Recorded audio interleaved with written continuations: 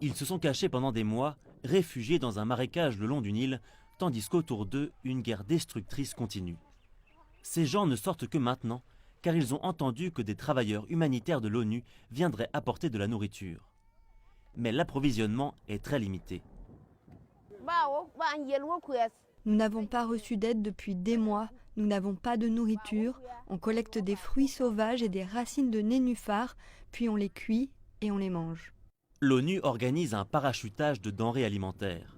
Au cours du week-end, l'ONU a commencé à enregistrer ceux qui osent sortir de leur cachette. Les travailleurs humanitaires disent qu'une intervention d'urgence est nécessaire pour aider les dizaines de milliers de personnes qui souffrent au Soudan du Sud. Cependant, l'accès aux parties du pays touchées par la famine est encore difficile à cause d'un mauvais réseau routier, de l'insécurité et des restrictions occasionnelles imposées par les groupes armés qui augmentent encore plus les risques de décès parmi la population. Et les plus vulnérables sont les enfants. Certains d'entre eux montrent déjà des symptômes classiques de malnutrition.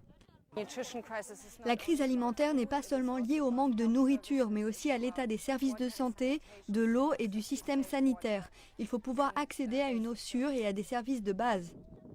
C'est la première visite de l'ONU dans le comté de Lire depuis un an.